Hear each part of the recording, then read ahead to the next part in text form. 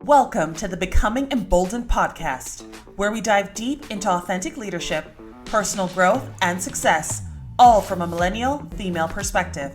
I'm your host, Tracy Duhaney, leadership and organizational development specialist, confidence coach, keynote speaker, author of Discovering Your Inner CEO, world wanderer, and wildlife warrior. Each episode will explore actionable insights, inspiring stories, and expert advice designed to help you become bold, brave, and brilliant. Whether you're aiming to lead with confidence, foster collaboration, or create the life and career you've always dreamed of, you're in the right place. Get ready to elevate your leadership and discover the tools to thrive in today's fast-paced world. Let's get started. Welcome back to the Becoming Emboldened podcast, where we dive deep into authentic leadership, personal growth, and success, all from a millennial female perspective.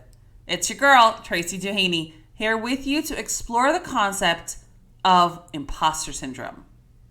In our last episode, we looked at discovering your inner CEO, Chief Emboldened Officer, and embracing authentic leadership. Now, in order to be a CEO on that level, we have to be honest about a topic that affects so many of us, that pesky imposter syndrome. Let's discuss how to recognize it, overcome it, and build unshakable confidence. Get comfortable and let's embark on this empowering journey together. Imposter syndrome. The nagging feeling that you're not as good as someone else. And so many successful people experience this.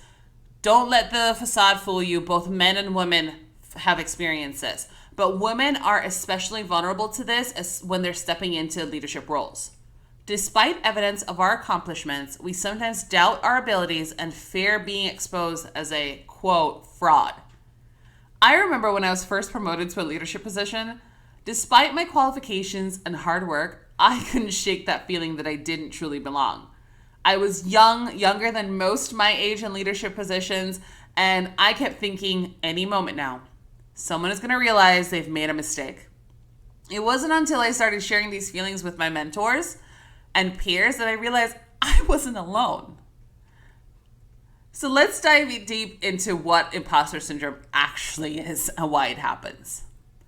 It can manifest itself in many ways. The first one being perfectionism.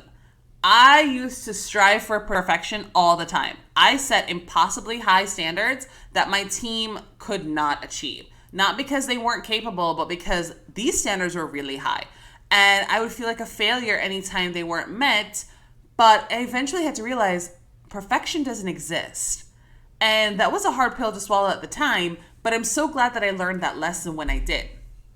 The second way imposter syndrome can manifest is by attributing success to luck. Believing that your achievements are due to external factors like the pick of the draw rather than your actual skills. That is something that I battle with and say, it was just, the time of the year or just the circumstances versus believing in my skills made me who I am. And I've achieved everything thanks to them. The third way is fear of failure. Avoiding challenges because of fear that you'll confirm other suspicions of your competence. Or fourth, undermining your experience, downplaying your expertise, even when you know you're knowledgeable, but you aren't sure if this is the right place or you're doubting what you should say and doubting your voice. Recognizing these patterns is the first step towards overcoming them. All right, so now that we know how imposter syndrome will manifest, how do we combat it? How do we build that unshakable confidence? Here are 7 strategies to building that unshakable confidence. These worked for me and many others, and I hope they'll work for you too. The first one is acknowledge your feelings. Accept that imposters' feelings are normal and common. Simply acknowledging them can reduce their power over you. Being aware of when that negative voice starts to creep in to say, nope, not today. I'm not doing it. I am fully capable and fully aware of who I am and what I can do. The second part is keeping a success journal. Document your achievements, big and small. Regularly reviewing this can reinforce your capabilities and accomplishments. You'll start to see positive patterns to say, wow, I've worked hard and I've applied myself and it's paid off for me. That is why I've been successful, not by luck. The third one is embrace lifelong learning. I love this because once we understand that we don't have to know everything because it's impossible, we can also embrace opportunities to learn and grow without self-judgment. Let's talk about it. Share your feelings with trusted friends, mentors, or colleagues. Opening up can provide support and new perspectives. This is when you realize, I'm not the only one feeling this way, and we can help each other together. The fifth one is to challenge negative self-talk. Replace self-doubt with affirmations. When negative thoughts arise, question their validity and reframe them positively. Every time I think I can't do something or I'm not the best person for it, I have a little song that I start to sing, and I've shared this with a lot of my trainings, and it's just 3 words that I repeat over and over, and I'm going to sing it for you, but humor me because I can't sing. But it goes a little bit like this. I am capable. I am capable. I am capable. I am capable. Okay, that's all the singing I'm going to do. But I repeat that over and over to myself, especially when I have negative self-talk creeping in. The sixth strategy is to set realistic goals. Break down large goals into manageable tasks, but make sure you're celebrating every little progress along the way, no matter how small. And then lastly, mentor others. It's one thing to seek mentorship from other people, but give mentorship back. Sharing your knowledge reinforces your expertise and boosts confidence. It's amazing when we can help others succeed as well. I want to share a story about a client of mine, let's just call her Sarah, who was offered a fantastic opportunity to lead a major project.